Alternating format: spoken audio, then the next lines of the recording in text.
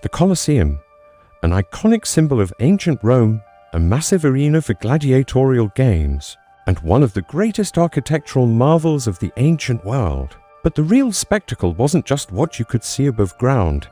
A hidden world existed beneath. The arena floor, a complex labyrinth that brought the games to life. This was where gladiators prepared for battle, wild animals were caged, and elaborate stage effects were engineered. So, how did the Romans pull this off 2,000 years ago? How did they flood the entire arena for epic naval battles? Or make gladiators and ferocious beasts appear as if from nowhere? In this video, we're going behind the scenes to uncover the secrets of the Colosseum, exploring the ingenious design and groundbreaking mechanics that made it the greatest arena of all time. The Colosseum sits right in the heart of modern Rome, but let's travel back in time to see what this area looked like in its prime.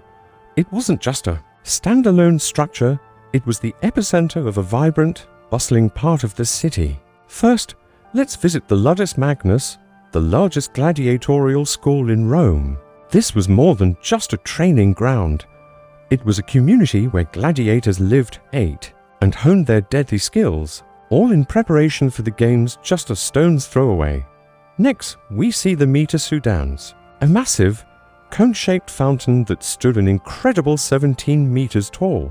Legend has it that after the brutal games, surviving gladiators would come here to wash their wounds and refresh themselves. Nearby stands the magnificent Arch of Constantine. This isn't just any arch, it's the largest Roman triumphal arch ever built. At 21 meters high and 26 meters wide, it was a monumental tribute to Emperor Constantine the Great, symbolizing the power and victories of the Roman Empire. And over here, the Temple of Venus and Roma, believed to have been the largest temple in ancient Rome. It had two main chambers, back to back, one for Venus, the goddess of love, and the other for Roma, the goddess of Rome. Finally, we can't miss the Colossus of Nero.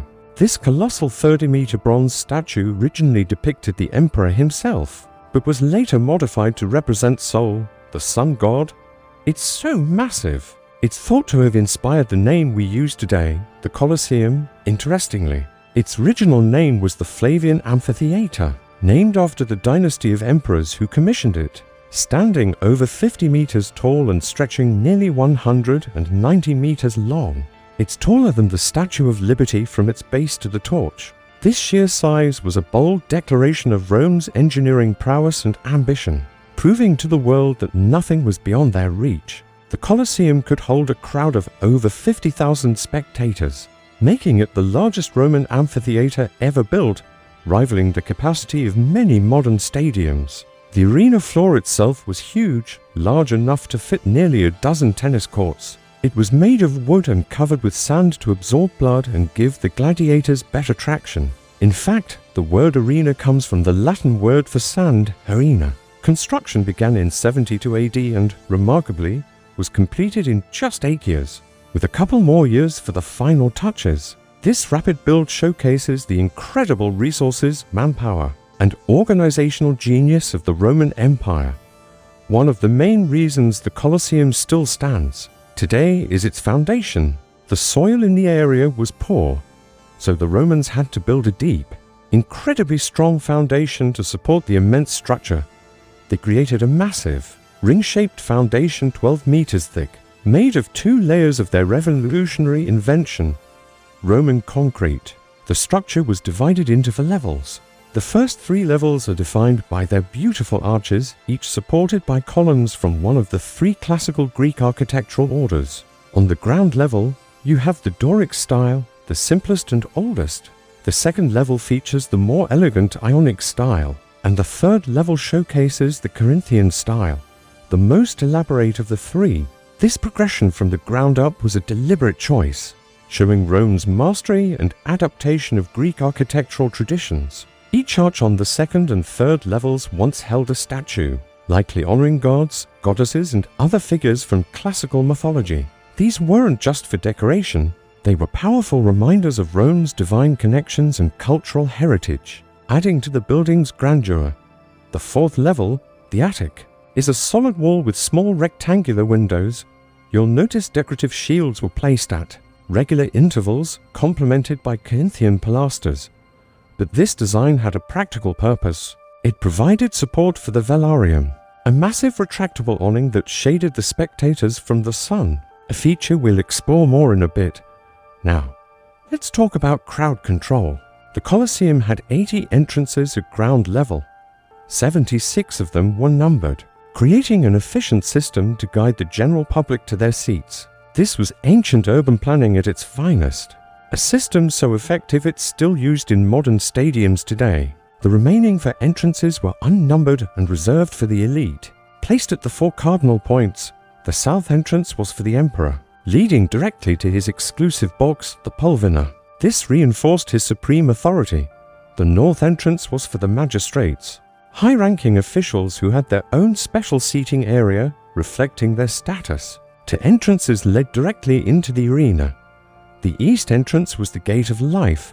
This is where gladiators would make their grand entrance, parading before the crowd, and where victors would exit in glory. The west entrance, however, was known as the Gate of Death. It was used to carry away the bodies of fallen gladiators and animals. These 2 gates represent the stark contrast between life and death that defined everything that happened within these walls. Ever wondered how the ancient Romans pulled off the mind-blowing spectacles at the Colosseum? Let's dive into the incredible engineering behind it. First, the seating. It was all about status. The closer you were to the action, the more important you were. Senators and elites sat ringside, enjoying the best views. Above them were the equites, another noble class. Then came the Roman citizens, split into richer folks in the lower section and poorer ones above. At the very top, in a section added later, were the common people and slaves. Even though they were far from the arena, they still got to see the shows, making the Colosseum a place for all Romans. Now, for one of the most unbelievable events, naval battles. They actually flooded the entire arena to reenact famous sea conflicts. How did they do it? Before the underground structures we see today were built, the wooden arena floor could be removed. This created a basin that was filled with water from nearby aqueducts through a network of underground channels. It took hours to flood, but once filled, condemned prisoners and slaves would fight to the death on warships. Afterward, the water was drained through another set of channels, and the arena was quickly set up for the next event. It was a stunning display of Rome's power over its environment. About a decade after it opened, the Colosseum got a major upgrade, the Hypogeum.